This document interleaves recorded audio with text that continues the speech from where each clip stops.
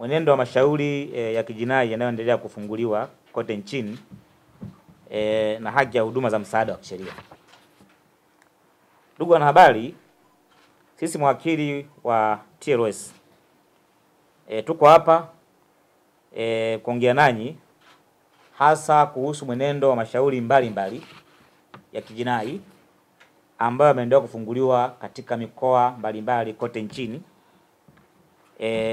yakiwahusu Watanzania mbalimbali baada ya uchaguzi mkuu wa 9 Oktoba mwaka huu.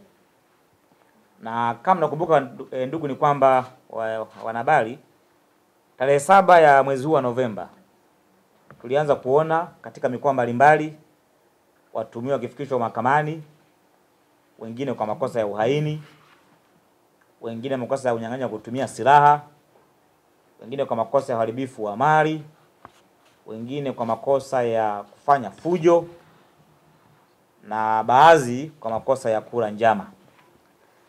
Na mpaka sasa tumekaa sisi mawakili, tumefanya utafiti na tumebaini kwamba mpaka ninapozungumza kwa maana ya leo, watuhumiwa mbalimbali katika mikoa ya Dar es Salaam, Dodoma, Iringa, Mara, Mwanza, Arusha, Njombe na Kilimanjaro na Kigoma wamefikishwa mahakamani.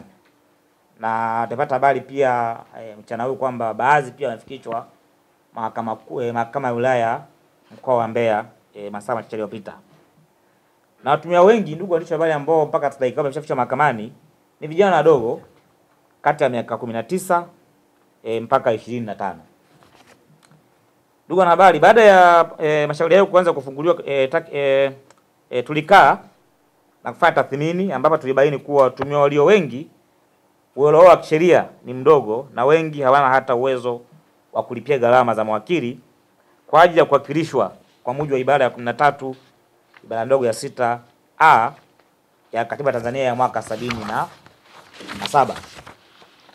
Hivyo basi, sisi mawakili wa TLS tumeamua kujitolea kutoa msaada wa kisheria, ikiwemo kuwakilisha mahakamani watuhumiwa wote waliofikishwa mahakamani tangu tarehe 7 ya mwezi Novemba, ambao wataendelea kufikishwa mahakamani pia, na wale ambao wataendelea kufikishwa mahakamani siku hadi siku bila malipo na bila masharti yote. Kwa hiyo Watanzania wote ambao mpaka dakika wameshafikishwa mahakamani, tutawasaidia kuwatolea msaada wa kisheria, kuwakilisha mahakamani, kuwatembelea magerezani huko waliposegelea kwa hapa Dar es Salaam, na ambao wanaendelea kushikwa vituo vya polisi bila gharama yoyote na bila masharti yoyote, kwa sababu ni Watanzania na wadeserve haki hiyo. Sasa ndugu wanahabari, tuangalie idadi ya watuhumiwa waliokuwa wanashikiliwa katika mahabusu mbalimbali nchini. Mpaka sasa inakadiriwa kwamba Dar es Salaam pekee zaidi ya watuhumiwa 400 walikamatwa. Kwa maana ya mkoa wa Dar es Salaam peke yake watu 400 plus walikuwa wanashikiliwa katika vituo mbalimbali vya polisi, hasa kituo cha polisi Oysterbay. Mkoa wa Mwanza watu takriban 200, zaidi ya 200. Na kati yao nafikiri 172 wameshafikishwa mahakamani. Kilimanjaro kama 312, ambapo kati yao 300 wameshaachiwa na wamebakia watuhumiwa 12. Katika mkoa wa Tabora tunao watuhumiwa 5 wanaoshikiliwa mpaka sasa ambao walikuwa wanashikiliwa. Mkoa wa Mbeya zaidi ya watuhumiwa 300, mkoa wa Njombe zaidi ya watuhumiwa 10, mkoa wa Songwe zaidi ya watuhumiwa 200, na mkoa wa Kigoma zaidi ya watuhumiwa 10 walikuwa wameshikiliwa, na kati yao 11 nafikiri washapelekwa mahakamani. Ndugu wanahabari, baadhi ya watuhumiwa walikwisha fikishwa mahakamani na baadhi yao bado wanaendelea kufikishwa katika wanaendelea kushikiliwa katika mahabusu mbalimbali za polisi nchini. Katika watuhumiwa wote wapo walikuwa kabla ya uchaguzi mkuu. Kwa kwenye makundi ya watuhumiwa, hapo makundi ya aina 3. Kundi la kwanza kuna ambao walishikiliwa kabla ya 29, kwa maana tarehe 1, 2 mpaka tarehe 28. Kundi la pili ni siku ya uchaguzi wenyewe kwa maana ya 29. Na kundi la mwisho tuna makundi ya watu ambao wamekamatwa baada ya uchaguzi kwa maana ya tarehe 30, 31, tarehe 1 mpaka leo, kwa baadhi ya watuhumiwa ambao wanaendelea kukamatwa.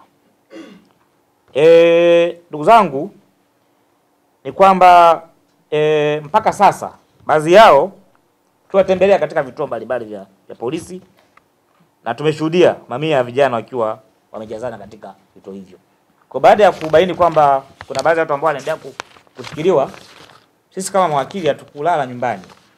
Tuliwatembelea katika vituo hivyo vya polisi, kwa mfano Dar es Salaam, tumetembelea Oysterbay, tumeona vijana pale wengi.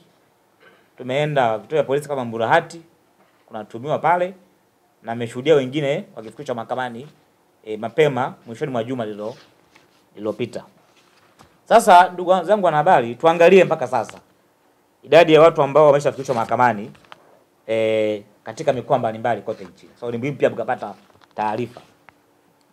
Ndugu wanahabari, ni vyema mkajua mpaka sasa ni watuhumiwa wangapi wameshafikishwa mahakamani na kwa makosa gani, ili mkaihabarishe umma wa Tanzania kama inavyoonyeshwa katika jedwali lifuatalo. Dar es Salaam tunawatumia mpaka saa hizi 240 ambao wote tuma zao ni uhaini. Naomba kurudia hapo. Dar es Salaam tunawatumia 240 ambao wamefikishwa mahakamani kwa maana ya mahakama ya Kisutu kwa tuhuma za uhaini. Mkoa wa Mwanza tunaotumiwa 172 ambao wana tuhuma za unyang'anyi wa kutumia silaha, uchomaji wa mali, uharibifu wa mali na kufanya vurugu.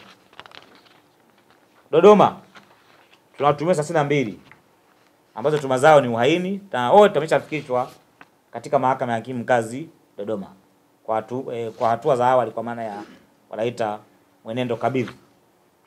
Kigoma tunatumiwa 11 wameshafikishwa mahakamani kwa tuhuma za unyang'anyi wa kutumia silaha, kwa maana ya Kiingereza wanaita armed robbery. Iringa tunatumiwa 89 ambao wamefikishwa mahakama ya hakimu mkazi Iringa jana kwa tuhuma za uhaini na unyang'anyi wa kutumia silaha. Njombe tunatumiwa 9 ambao wamefikishwa mahakamani Ijumaa iliyopita kwa tuhuma za uhaini. Arusha bado hatujadhibitisha rasmi, lakini tuna takribani sio taarifa rasmi, kwa hiyo mnaweza mkama kukoti au mkatumia lugha ya jumla, zaidi ya watu 60 huenda wakafikishwa mahakamani na baadhi wameshafikishwa kwa tuhuma za uhaini, lakini bado hajapata hati ya mashtaka. Kwa tukipata hati ya mashtaka tutawabrief. Tabora tunao watuhumiwa 5 ambao bado wanaendelea kushikiliwa polisi, lakini nao nimesikia kwamba watafikishwa mahakamani muda wote kuanzia sasa. Tutapata taarifa rasmi na mamlaka za Tabora. Bunda kwa maana ya mkoa wa Mara watuhumiwa 29 ambao hawa wanatuhumiwa na tuhuma za uhaini. Tarime watuhumiwa 9 tuhuma za uhaini, na mkoa wa Iringa kwa maana ya Mafinga watuhumiwa 45 nao kwa tuhuma za uhaini.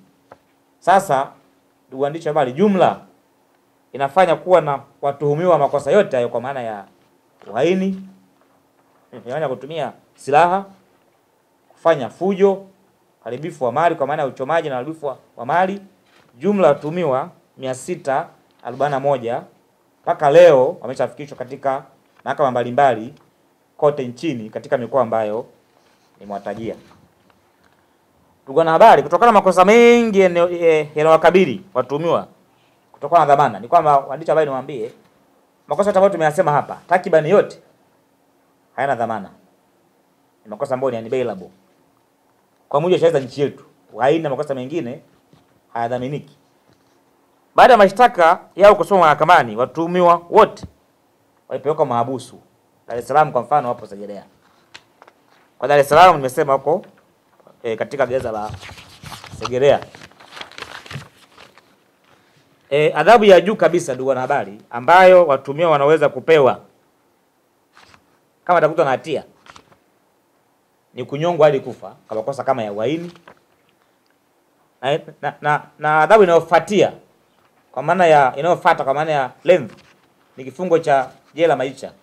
Makosa kama ya armed robbery unafungwa maisha, na adhabu ya chini kabisa ya makosa haya kama atakutwa na hatia kwa mfano makosa kama ya arson, uchomaji wa mali, ni kifungo cha jela miaka 30.